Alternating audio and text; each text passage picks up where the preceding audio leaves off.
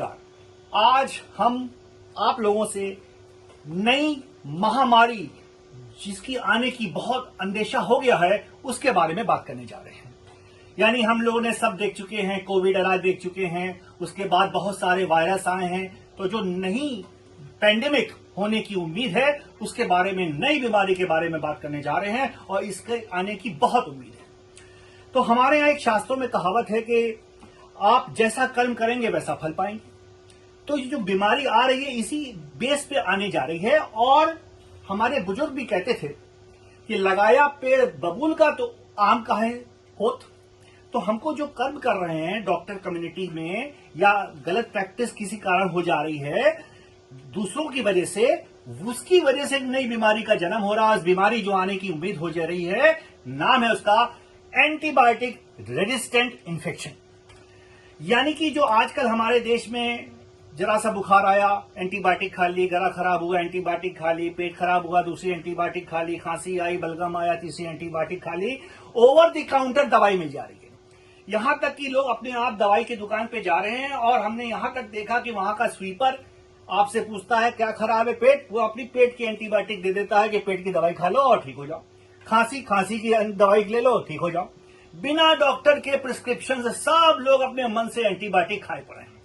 तो धीमे धीमे जितनी भी एंटीबायोटिक है प्रैक्टिस में हमारे देश में, उसके अगेंस्ट जो बैक्टीरिया है रेजिस्टेंट होता चला जा रहा है। यानी कि उसकी प्रतिरोधक शक्ति डेवलप कर ले रहा है और दवाई असर नहीं कर रही है। और आपको पता है एक एंटीबायोटिक को बनाने में 22 साल का समय लगता है। और आप लोग जा रहे हैं और बिना सोचे समझे जबरदस्ती एंटीबायोटिक खा रहे हैं। फीवर आपको है वायरल, 90% जो बुखार आता है वो वायरल की वजह से है। आप एंटीबायोटिक विभिन्न प्रकार की खा रहे हैं और अब एंटीबायोटिक रेजिस्टेंस डेवलप करा रहे हैं। यानी भविष्य में जो इन्फेक्शन हमारे देश में खतरा है वो एंटीबायोटिक एसोसिएटेड इन्फेक्शन होगा। हम जरा सा खांसेंगे, अगर वो एमडीआर बैक्टीरिया हुआ, मल्टीपल ड्रग रेजिस्टेंट बैक्टीरिया हुआ, दूसरे को हो जाएगा, हम तो मरेंगे, दूसरा भी मर जाएगा। यानी कि अगर एंटीबायोटिक रेजिस्टेंस हमें रोकना है तो हमें ये ध्यान देना होगा, हमारी सरकार से विनती होगी कि एक कानून है ओटीसी, यानी ओवर द काउंटर जो दवाई मिल रही है बिना डॉक्टर के प्रिस्क्रिप्शन से, उसको बंद करना होगा, जो विदेशों में लागू है।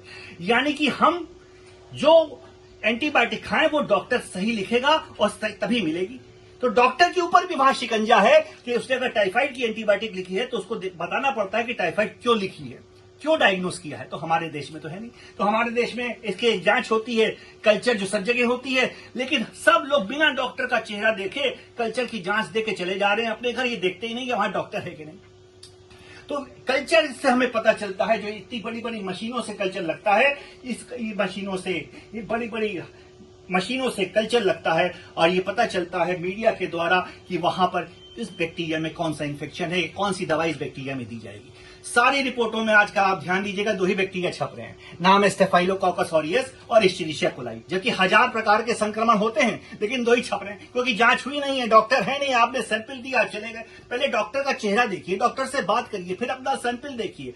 सैंपल देने के बाद कल्चर हो रहा है कि नहीं हो रहा है, किस मशीन से हो रहा है, वहां डिस्कस करिए, तब आपको सही जांच मिलेगी और उस पर सही इलाज होगा और एंटीबायोटिक रेजिस्टेंस को रोका जा सकता है। तो एंटीबायोटिक रेजिस्टेंस अगर फैला जबरदस्ती दवा खाने की वजह से, ओवर द काउंटर दवाई बंद नहीं की गई, तो महामारी आएगी जब हमारे देश के लोग मरना शुरू होंगे, क्योंकि कोई दवा फायदा नहीं करेगी। बहुत कम एंटीबायोटिक हमारी प्रैक्टिस में है, सब रेजिस्टेंट हो जाएंगी और सारे लोग मरना शुरू होंगे, चाहे छोटा आदमी हो, चाहे बड़ा आदमी हो, चाहे हम हो, चाहे आप हो।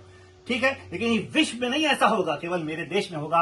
इसलिए एंटीबायोटिक रेजिस्टेंस को रोकिए, ओटीसी कानून लाइए कि हर आदमी एंटीबायोटिक अपने मन से ना खाए, अपने डॉक्टर को दिखाए, स्पेशल जांच कराए, कल्चर सेंसिटिविटी, जो सही एंटीबायोटिक पता चले देनी है कि नहीं, जो डॉक्टर बताएगा, और डॉक्टर हो तभी जांच कराइए, मशीन देखिए, टेक्नोलॉजी देखिए और कल्चर की जांच तभी कराइए और एंटीबायोटिक को रेजिस्टेंस को फैलने से रोकिए। जय हिंद, नमस्कार।